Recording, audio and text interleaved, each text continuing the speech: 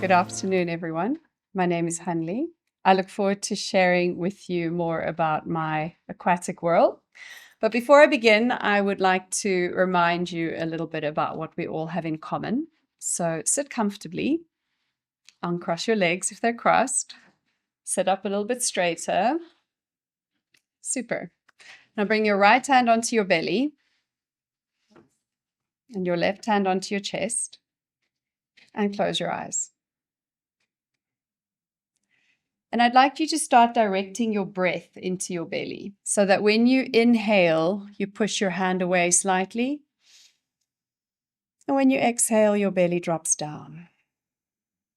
Through your nose or your mouth, whatever feels comfortable. Slow breaths.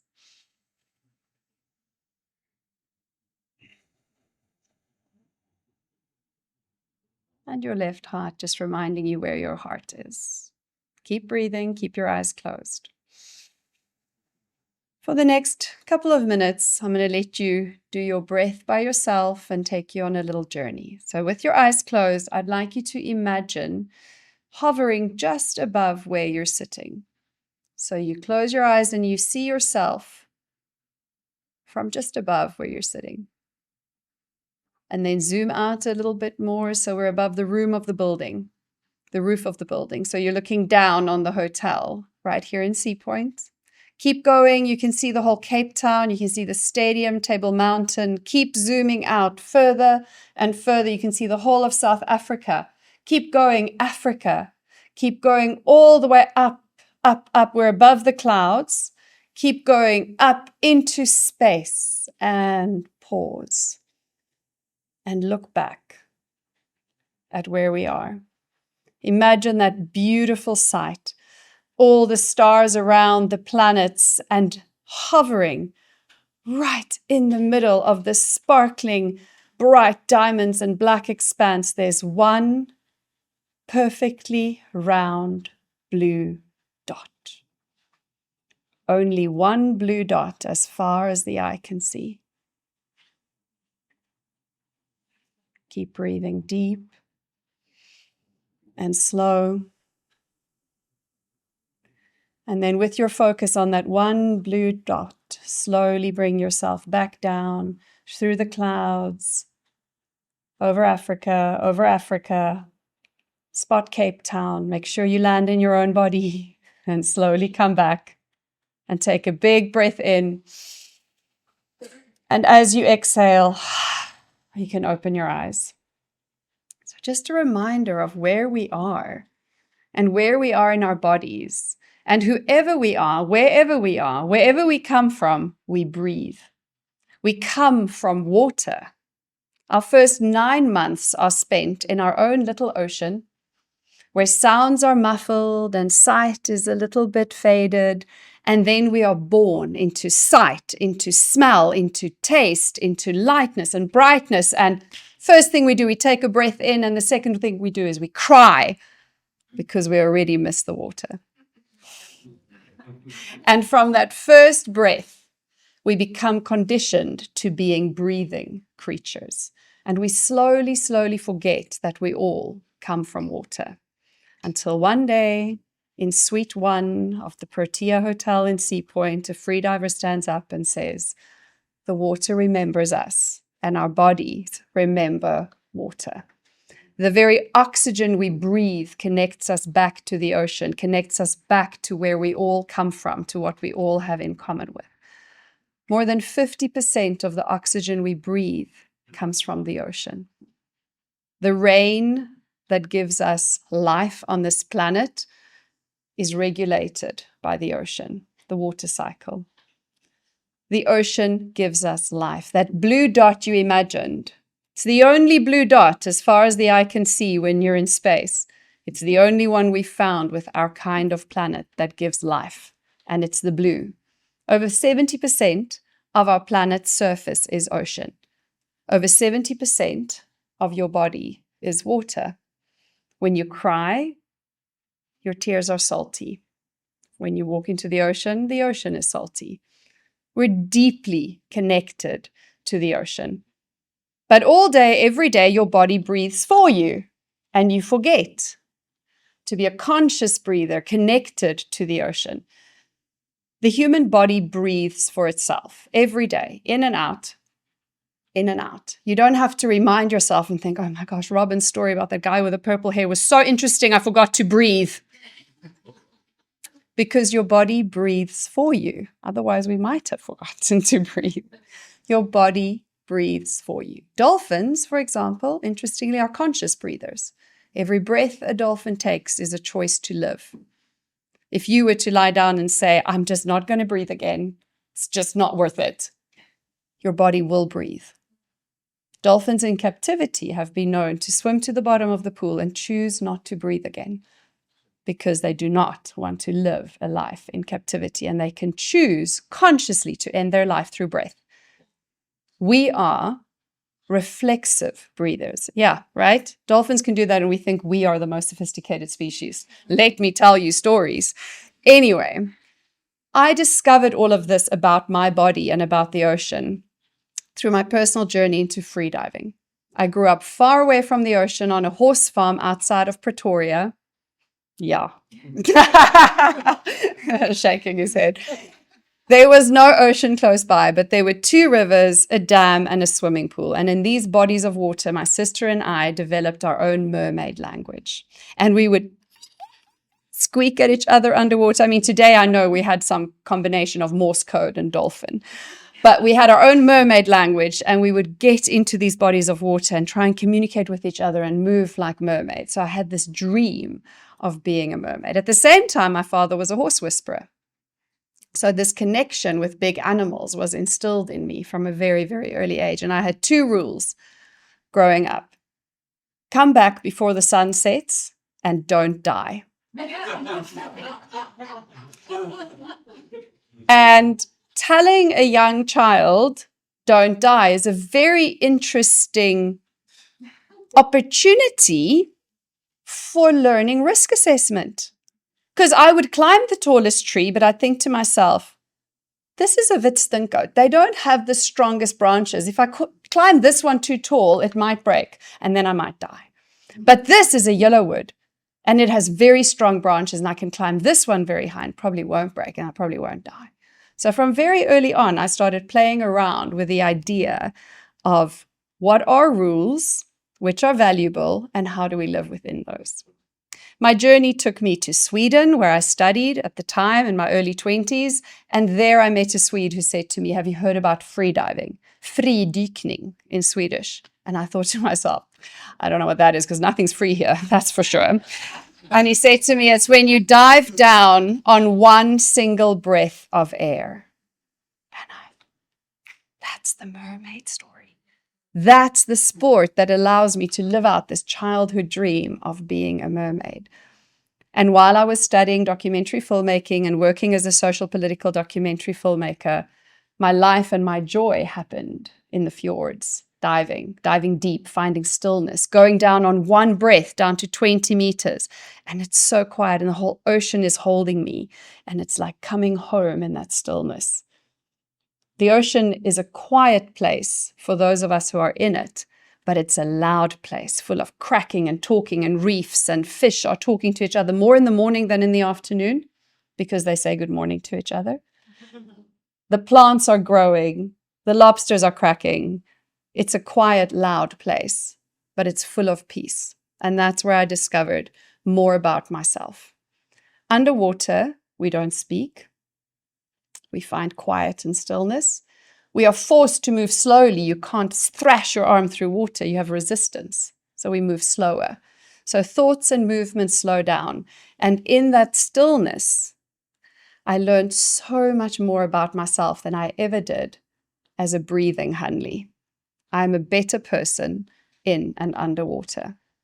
And every time I would come back to South Africa, I would come to the ocean, I would come to Cape Town, I would go to Durban, and I'd go dive. I got to experience amazing dives around here. I started competing in freediving. I would travel to Egypt and do deep record-breaking dives in the Blue Hole in Dahab. Those of you who've seen The Deepest Breath on Netflix, that's where I used to compete.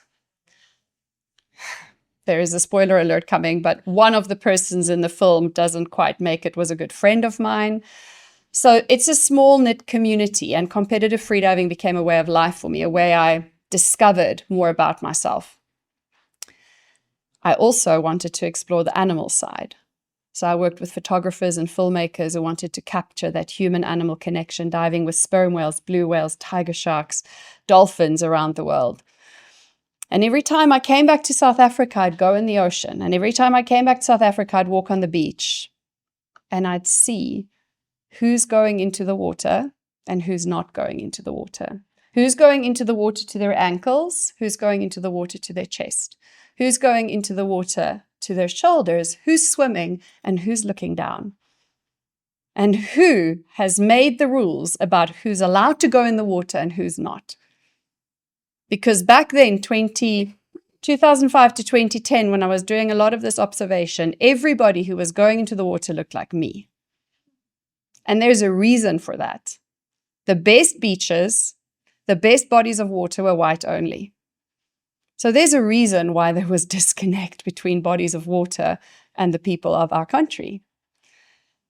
And every time I came home, I saw children wanting to engage with the ocean and thinking, who's going to hold a little hand and say, come walk with me into the ocean? And it's not fair to expect it of parents who've grown up in a system where they haven't either been given that opportunity, where everybody knows somebody who might have lost their life at sea.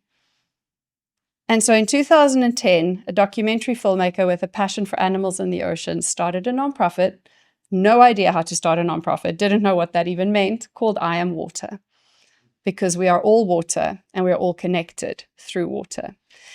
And initially, we worked with children in other organizations already. So we'd say, I'll offer some ocean experiences for the children who come to your after-school club or to your reading club or to your whatever. And so that's how we worked. The one thing I noticed when I worked with children after school is that we never got the girls because the girls were going home to help in the home.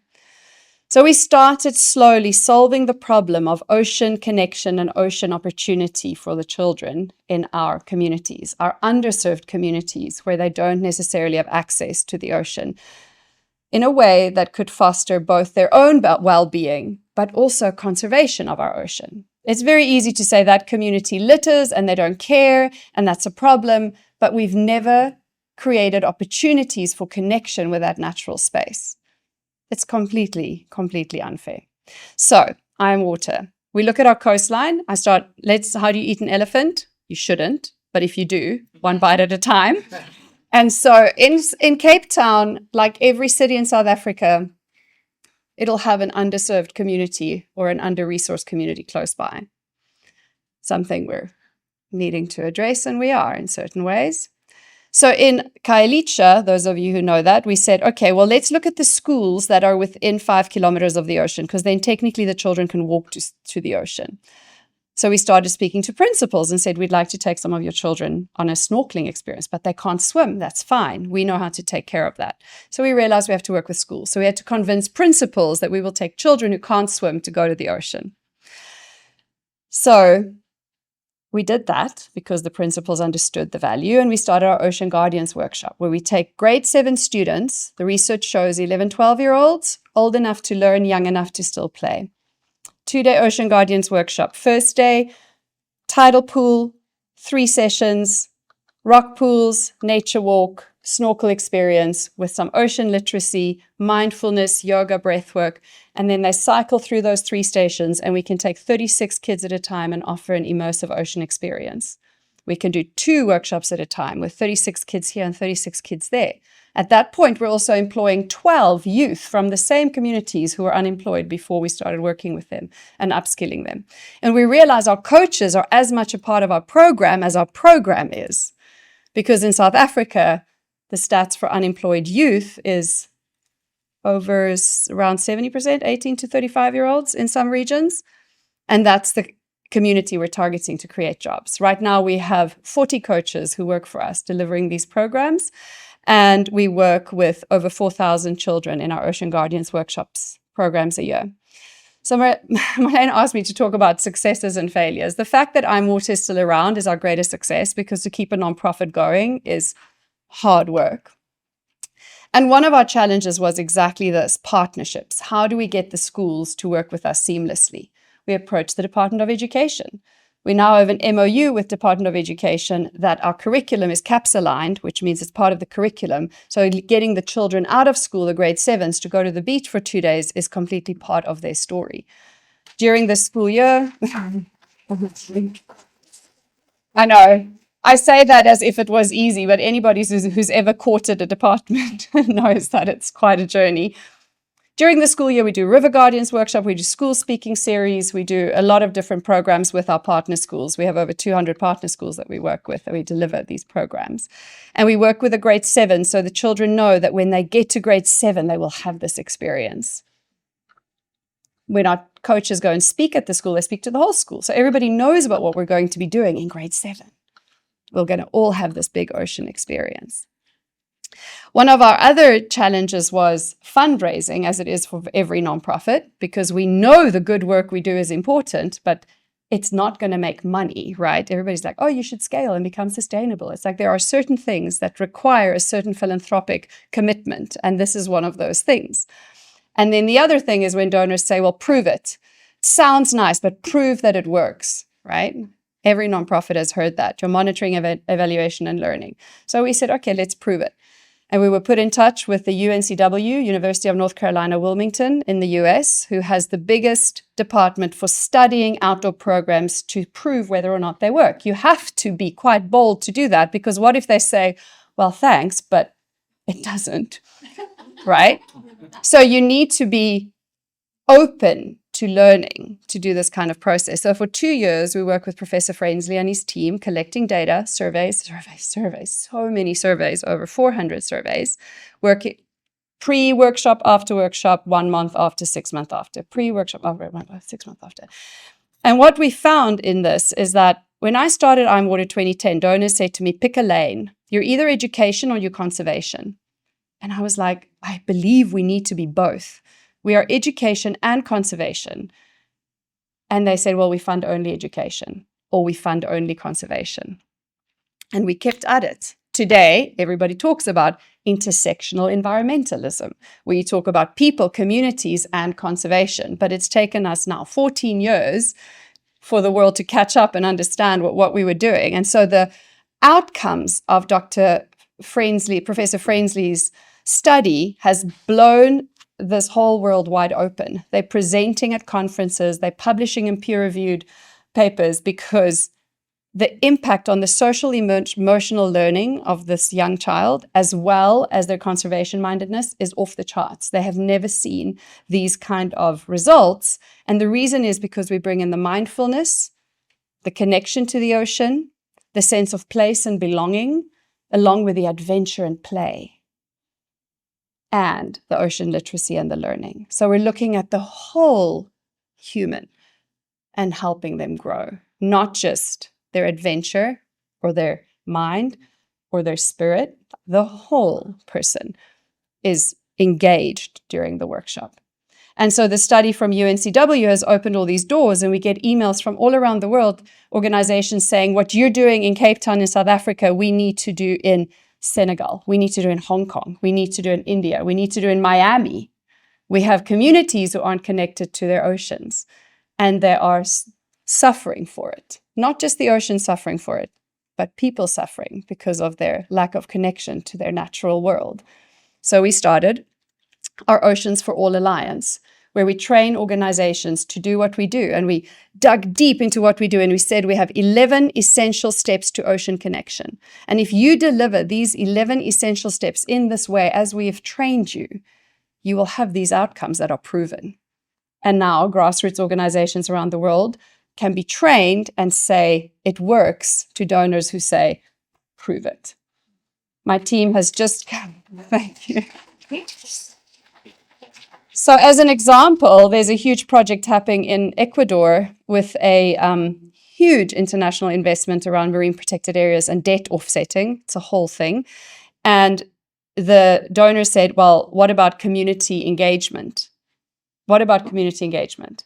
So 6 of my team members have been in Galapagos for 3 weeks, training 11 organizations in Galapagos to deliver ocean connection to the communities on the ground there, which is remarkable. I never thought that our little organization from Cape Town would be offering those kind of trainings. We've trained organizations from Argentina. We're working now in India. We've worked all along the South Africa coastline, because I don't believe that every city and every country needs a little I Am Water, because there's a Hanli in Patagonia and there's a Hanli in India. There are many like me who care and believe, and also from the very communities who care and believe. And all they need is a little bit of the right training to do it, and to do it quicker, because we don't have time for everybody to take the 10 years it took me to figure this out.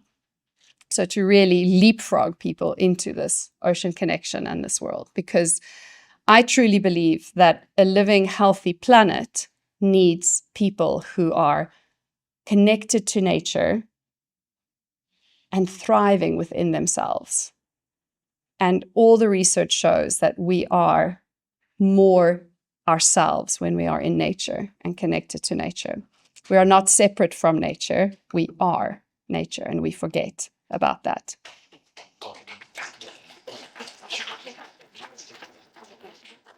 I'll share one little story with you about why this matters. Well, it matters because if you like to breathe, every second breath you take, the oxygen comes from the ocean. Why it matters to me, I have a 4-year-old and a 2-year-old. And when Ava was in my belly and I was 7 months pregnant, I got the opportunity to go to Mozambique and swim with the dolphins that I've swum with there for over 10 years. I've been swimming with the wild dolphins along the southern Mozambican coastline. And I don't know if you know, but 1, dolphins are a matriarchal society.